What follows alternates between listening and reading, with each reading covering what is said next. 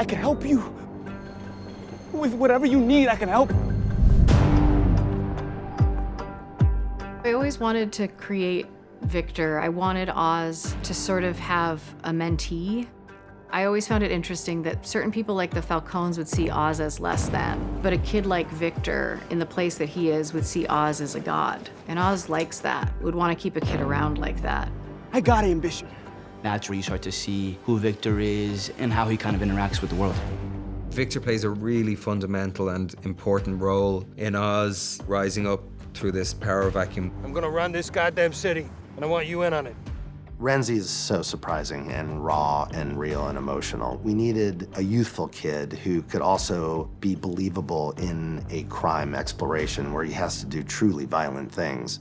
We don't have a lot of pure characters, and Victor, there's a lightness to him, a naivety in some ways. He was really close with his family. He was never involved in crime before Oz. Oz finds him when he's stealing his rims, but Victor's doing that to survive because he lost his family in the flood. So for the first time, he ends up trying to do something that would go against his mother and father's wishes if they were still around. He meets Oz. Hey! Oh, you sons of bitches! Go, go! Once Vic comes into Oz's orbit, Oz has this moment of empathy for Vic. Please, please, please. Victor has a stutter. I wanted Oz to realize that very early on and to feel a connection, that he reminds him a little bit of himself. With his bum leg and with his scarred face, there's this way in which that's all a vulnerability, so that when Vic's stutter is revealed to Oz, it can't help but affect him. What's your name? It's Victor. It was important to make sure that we were depicting having a speech impediment correctly. We worked with Mark Winsky. He really helped Rhenzy dissect that aspect of the character. We worked on practicing different types of stuttering, whether that's a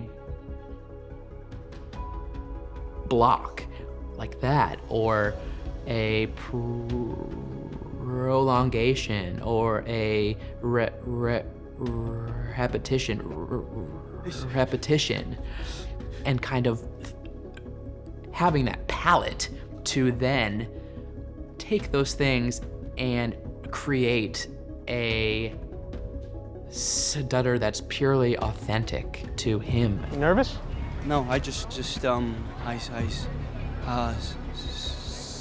stutter. Where Mark really was the most helpful was in figuring out what's kind of going on in the mindset of someone who's stuttering and how that feels.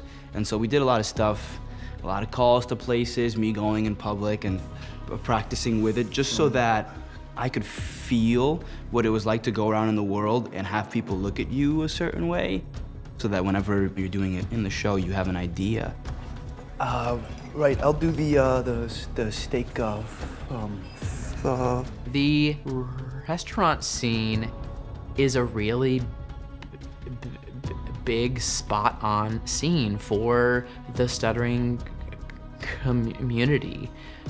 Victor has a lot of trouble, and the waiter fills in his sentences, which people shouldn't do, by the way. Steak frites. Hey, don't do that. The man was speaking. Let him finish.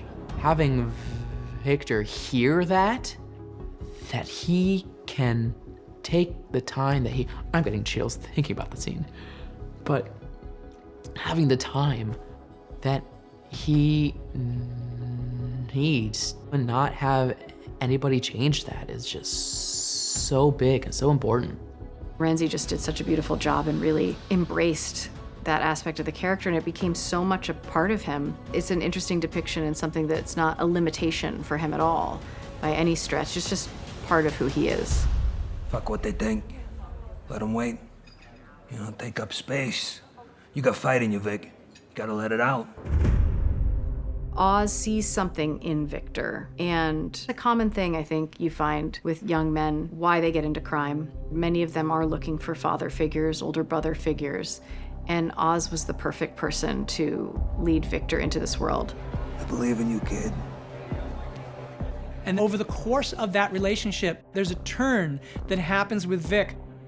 There's a moment where Victor is trying to figure out, should I go with this girl, Graciela, who I really love and care for, who's very emblematic of his past, or should I stick with Oz, who treats me badly half the time? What did you have before I found you, huh, kid?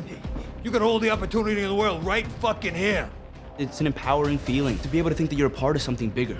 And you're with a guy who you've seen is pretty damn capable. Where else am I gonna get this? And so when he's thinking about, do I leave or do I take this opportunity that I've been given, it sort of opens him up to be able to make the decision, this is the life that I wanna live, this is what I wanna do. Slowly and surely enough, we do get to the point where Oz starts giving him much more respect, much more responsibility. Victor takes that on and wears it kind of like a badge of honor. Victor feels very connected to Oz and very connected to Francis. They're his new makeshift family, and he loves Oz. He would do anything for Oz. And when he goes back to Crown Point, he meets Squid again. What's good, man? Where you been? There's a threat to the family. He realizes that Squid's not gonna go away, and so in a split-second decision, he pulls out his gun and he shoots and kills Squid. There's really no going back now in terms of his own morality. He loses a bit of himself in that moment.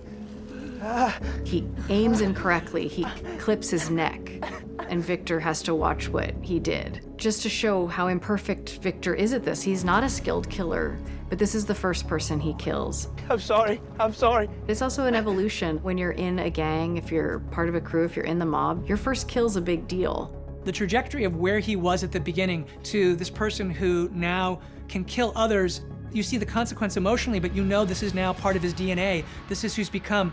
Rhenzy, he had this innocent beauty, but he also had a toughness that you could believe on an exploration. Jesus, I need a chance. His is some of the most moving stuff. They're gonna tell stories about us one day, kid. Victor Aguilar, Oswald Cobb.